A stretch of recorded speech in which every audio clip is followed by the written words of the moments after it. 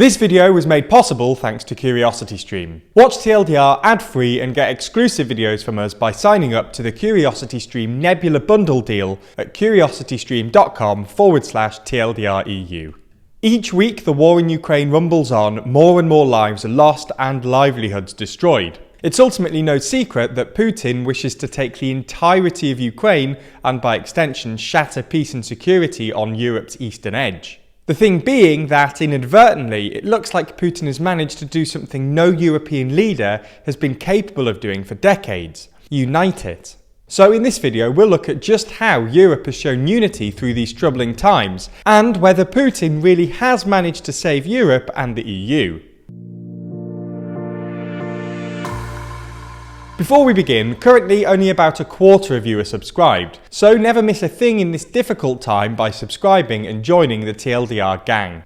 Let's split this video into three broad and somewhat interlinked parts: defence, sanctions and membership. Starting with the biggie, membership. It's safe to say that Putin has wanted to bring Ukraine closer to Russia in the east for many years now. Ever since the annexation of Crimea in 2014, there's been a concerted but low-lying effort to bring the former Soviet nation back into the bloc. When talking failed, Putin apparently decided on a full-scale invasion to take the country back by force. Yet, just days into the invasion, the exact opposite happened. Rather than turn to the east, Ukraine turned definitively to the west, applying to become a full member of the European Union. The European Parliament expressed its overwhelming support, voting 637 in favour to 13 against on a motion calling, amongst other things, for Ukraine to be given candidate status. Anyways, we've done a whole video on Ukraine's application, which is linked down below. Beyond Ukraine, both Moldova and Georgia have now formally submitted applications to join the EU too. Now, while this all might seem inconsequential in the grand scheme of things, their applications and, more importantly, the fact that the EU are actively and formally considering them is a huge shift for the EU.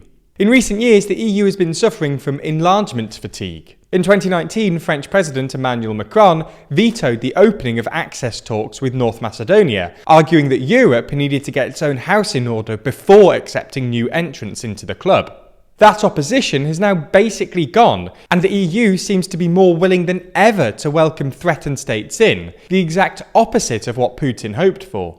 On the sanction side of things, on top of the huge raft of sanction measures we've covered in another video, now even some of Putin's closest allies have abandoned him. The Czech president, Hungary's Viktor Orban, and French presidential candidate Marine Le Pen have all turned their back on Russia and rallied around the European sanction effort, an effort that, in of itself, is unprecedented. Nord Stream 2 was suspended. Then, in a matter of days, European nations, including doggedly neutral ones like Sweden and Switzerland, brought in a huge raft of sanctions, from personal ones on Putin and his colleagues, to industrial ones on large banks and the suspension of SWIFT access, to the closure of European airspace to Russian aircraft and the banning of RT. Putin again seems to have united Europe, even the more disparate elements of the continent against him.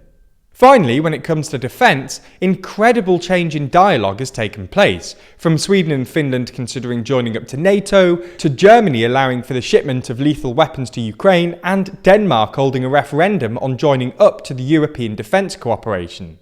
The significance of the latter two in particular can't be overlooked. When German Chancellor Olaf Scholz visited Kyiv in mid-February, he publicly affirmed his support for Ukraine, but ruled out sending German weapons to Ukraine, and actually barred European allies with German-made weapons from sending them to Kyiv.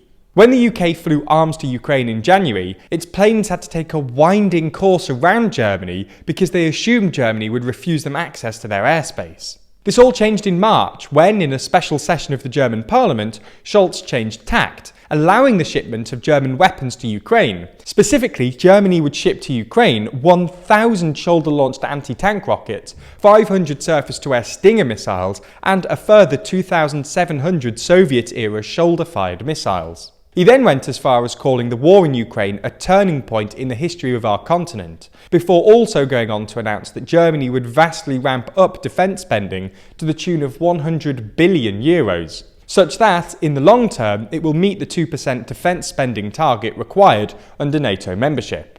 Annalena Baerbock, co-leader of the German Greens and Germany's foreign ministry, went even further, supporting the huge uprating of defence spending, whilst highlighting that could be us in the subway tunnels. Those could be our children. What's happening in Europe right now has been unthinkable for someone of my generation. When you bear in mind the fact that the German Green Party was founded on the principle of pacifism, you can see how significant the change in dialogue really is. When it comes to Denmark, the move to join European defence cooperation by signing up to the Common Defence and Security Policy marks just the second major opt-out U-turn in European history. The first being when Tony Blair reversed the decision by John Major to opt out of the social chapter of the Maastricht Treaty when he came to office. Under the terms of the Danish opt-out, Denmark cannot participate in EU military operations, nor cooperate on the development and acquisition of military capabilities within the EU framework. Whilst it is nonetheless a NATO member state, Danes will head to the polls on the 1st of June to decide whether to integrate more fully into the EU militarily. Which brings us on to the matter of European defence policy more generally. In yet another truly unprecedented move, the European Union agreed to finance the purchase and delivery of weapons and other equipment to a country that is under attack. Essentially, to buy arms for Ukraine, a country not even within its bloc.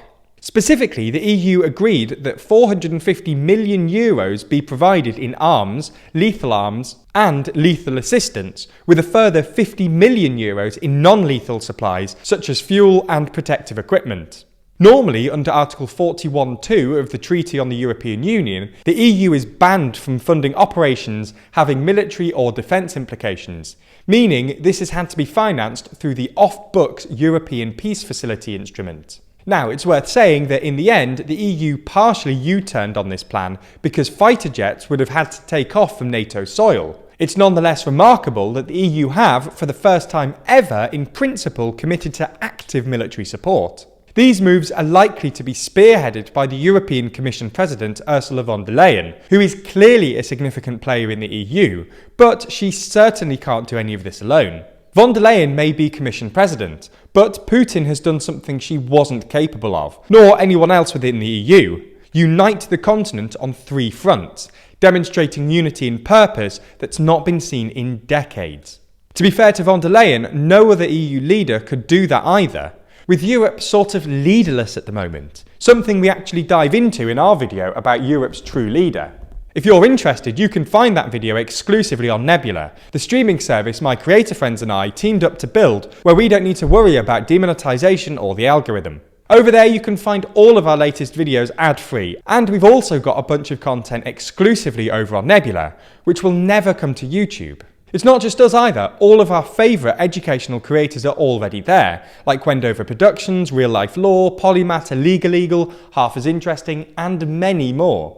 But wait, we said this video was brought to you by CuriosityStream, right? Well, as a platform of the best documentaries online, they naturally love educational creators like us. As such, we've worked out a deal whereby if you sign up for CuriosityStream using the link in the description, you'll also get free access to Nebula. That's not a trial either. You'll get access for as long as you'll remember. To make things even better, for a limited time, they're offering a deal where you can get 26% off their already low price, making an entire year of both services less than $15. Less than $15 a year for all of your favourite educational creators, as well as superb documentaries on CuriosityStream.